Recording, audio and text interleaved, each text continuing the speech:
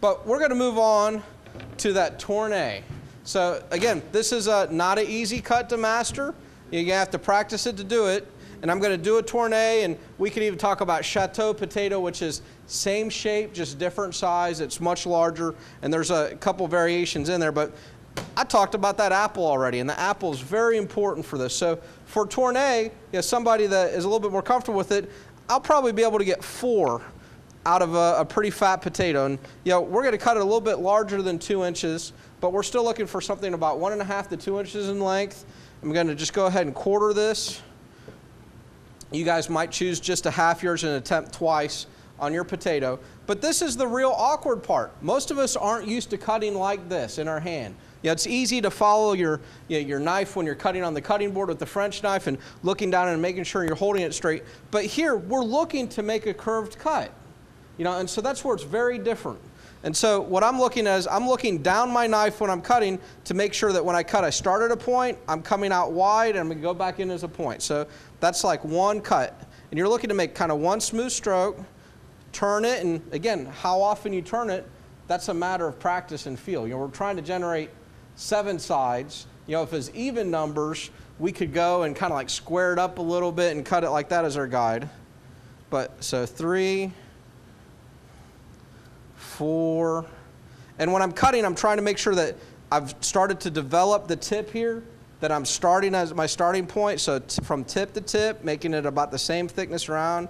5, 6, 7. So end up with just a little, tournée potato.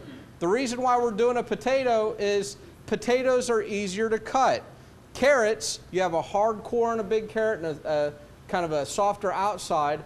They're harder to cut, and you get in that layer it wants to peel off. Or you could cut another root vegetable like this rutabaga, and that works out really well, but it's harder than a potato, so it takes a lot more strength to cut. This is going to be your practice tool. And so let's say we find out that it's not what we wanted. A real problem I see second from this and getting the shape right is you want to come in and whittle it away.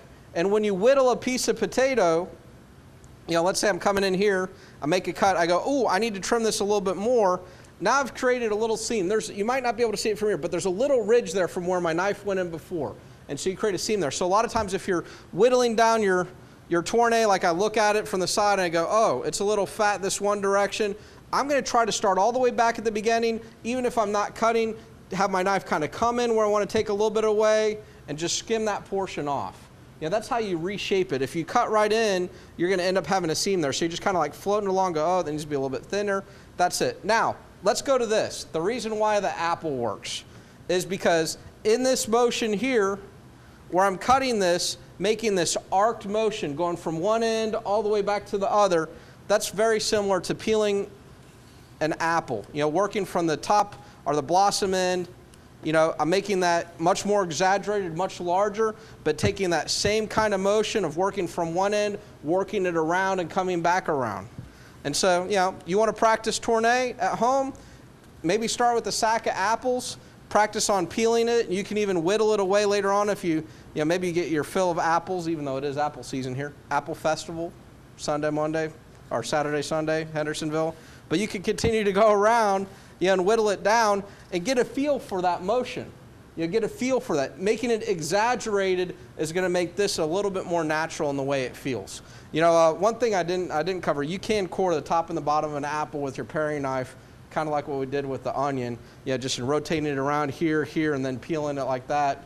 And then if you did that first, you'd be ready for some peanut butter or some caramel dip, So that works out well for you. But that's what I want you guys to do. You guys all have one potato.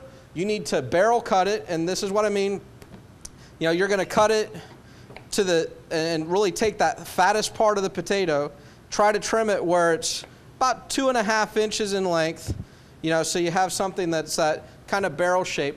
For you guys, because especially you haven't done this before, the other problem that you have is I can't hold it in my hand. So maybe working with a half a potato, attempting this twice will work. What you want to focus on is getting that motion of going from one end, coming out to the fat middle, going back into the end. Kind of like thinking you're peeling an apple.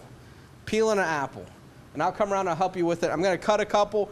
I want you guys to come up here during this time so that you can cut with me. You can look and see how I'm holding it. I'm holding it like on the ends and rotating it around. That's sometimes the hard part of this as well.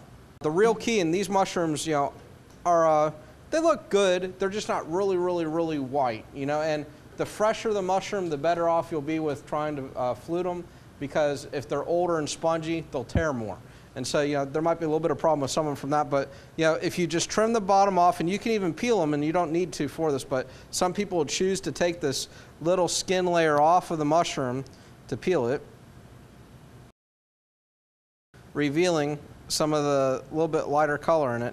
It's not a necessary thing, and I'm really not looking for you guys to do that today, but in this fluting, again, I could do this a lot faster in doing both the knife and the mushroom at the same time. What I want you guys to focus on is your knife staying where it is, and you're really moving the mushroom into the knife. So, yeah, really, if you line up the blade of your knife, like where it's, you go, hey, that's half the mushroom, and then you just kind of skimming your mushroom up, but we're turning it up, like I'm trying to push it away from me, just turning the top away from me.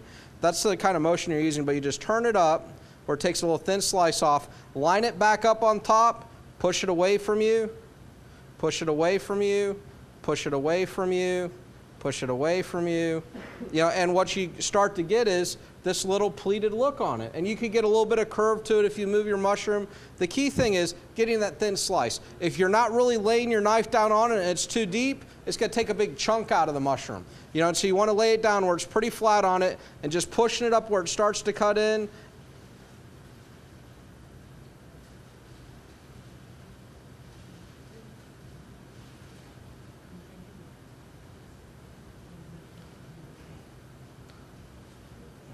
You know, you're just moving it over maybe a little bit less than 1/4 of an inch, but some chefs even take the tip of your knife, press it in the top to make like a little star on the top of it as a decoration.